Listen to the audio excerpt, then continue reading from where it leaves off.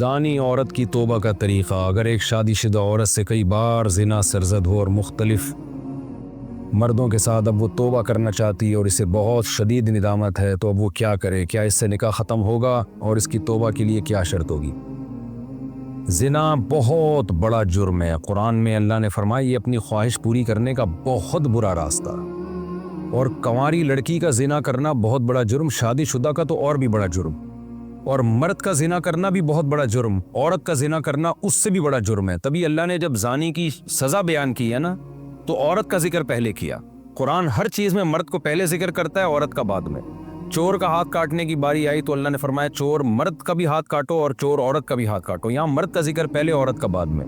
لیکن زنا کی جہاں بات آئی، اللہ نے فرمایا زانیۃ والزانی فجلدوا کل واحد منہما مئۃ جلدہ۔ زنا کرنے والی عورت کو بھی 100 کوڑے مارو اور مرد کو بھی۔ تو یہاں عورت کا ذکر پہلے اس لیے کیا کہ عورت میں زنا کی رغبت کم ہوتی ہے اور اس میں حیا بھی ہوتی ہے، اس کے باوجود اس کا زنا کرنا یہ بہت بڑا جرم ہے۔ مرد کا بھی زنا کرنا بہت بڑا جرم ہے۔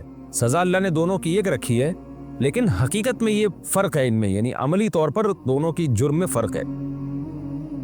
اب سزا اللہ نے ایک کیوں رکھی ہے؟ اللہ کی حکمتیں اللہ بہتر جانتا ہے۔ تو شادی شدہ عورت اگر زنا کرے تو یہ اتنا بدبودار جرم ہے کہ قرآن کہتا ہے کہ اگر یہ ثابت ہو جائے گواہوں سے اور اقرار سے ایک مخصوص طریقے سے، تو ان کو زمین میں گاڑ کے پتھروں سے ہلاک کر دو۔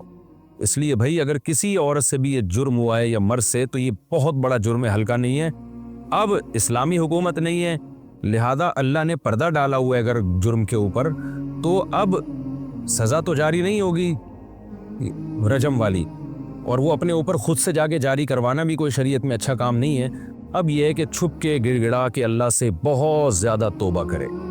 اللہ غفور الرحیم ہے، بڑے بڑے گناہوں کو معاف کر دیتا ہے، اور آئندہ کے لیے ولا تقربوا الزنا، قرآن کہتا ہے ایسے کام بھی مت کرو کہ زنا کی طرف تمہاری رغبت ہو۔ تو اس خاتون کو چاہیے کہ خوب گڑ گڑائے اللہ سے اور کچھ صدقہ خیرات بھی کرے، اور دوبارہ من تاب وآمن وعمل عملا صالحا، جیسے اللہ نے سورہ فرقان میں فرمایا جو توبہ کر لے گا اور اپنے عقیدے کو مضبوط کر لے گا اور آئندہ نیک اعمال اختیار کر لے گا، تو اللہ اس کے گناہوں کو معاف کر دے گا۔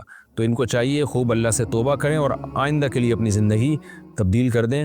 اللہ غفور الرحیم ہے، اور پھر سچی توبہ کرنے کے بعد اس جرم کو بھول جائیں، نہ کسی کے سامنے تذکرہ کریں، نہ خود سوچیں ایسے جیسے کبھی کیا ہی نہیں ہے، ایسے اپنے بارے میں یہ ذہن میں رکھیں کہ جیسے میں نے کبھی یہ کیا ہی نہیں ہے، بار بار اس کو سوچیں نہیں۔ پھر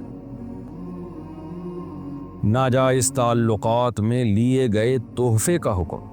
اگر کسی کا ناجائز ریلیشن ہو اور محبت میں تحفے کا لین دین ہو، تو کیا اب ان تحفوں کا حکم کیا ہوگا؟ کیا وہ واپس کرنا ضروری ہے؟ اگر اب اس بندے سے رابطہ نہیں ہے تو کیا اس سے رابطہ کر کے اسے سارے تحفے واپس کیے جائیں، یا اس کی قیمت واپس لی جائے، یا اس کی قیمت واپس کی جائے؟ اس بارے میں رہنمائی فرمائیں۔ دیکھیں اگر کسی سے خدا نخواستہ ناجائز تعلق تھا، تو اس نے جو گفٹ اس تعلق کو پیدا کرنے کے لیے دیے ہیں، یعنی کسی نے کسی عورت کو گفٹ دیے، نیت اس کی یہ تھی کہ تاکہ اس گفٹ سے یہ میرے ساتھ ناجائز تعلق رکھے، اور خاتون نے بھی لیے اسی نیت سے کہ بھئی میں اس لیے لے رہی ہوں تاکہ میں اس کی خواہش پوری کروں، اس کے ساتھ ناجائز تعلق رکھوں، تو پھر تو یہ گفٹ کا لین دین بالکل حرام تھا، اور اس خاتون کے لیے اس گفٹ کا استعمال جائز نہیں ہے۔ اس کو صدقہ کر دیں، وہ یا اس گفٹ کو یا اس کی قیمت کو۔ لیکن اگر ایسا نہیں تھا، گفٹ کی بیس یہ نہیں تھی کہ یہ تعلق برقرار رہے، تو ناجائز تعلق تو برا ہے، لیکن گفٹ اس بیس پہ نہیں دیا گیا تھا، تو پھر اس گفٹ کا جو لینا ہے وہ گفٹ حرام نہیں ہوگا۔ ہاں یہ ضرور کہیں گے ناپسندیدہ ہے، نامناسب ہے، بہتر تو یہی ہے کہ اس کو بھی گفٹ یعنی اس کو بھی صدقہ کر دیا جائے، لیکن اس کا صدقہ کرنا پھر لازم نہیں ہے۔ البتہ یہ کوئی پاکیزہ اور حلال طیب میں شامل نہیں ہے یہ چیز، کیونکہ نامحرم مرد اور عورت کا کوئی اس طرح کا لین دین جبکہ ان کی نیتیں بھی ٹھیک نہ ہو، یہ بہرحال مکروہ اور ناپسندیدہ ہے، لیکن اس کو حرام نہیں کہیں گے اس صورت میں۔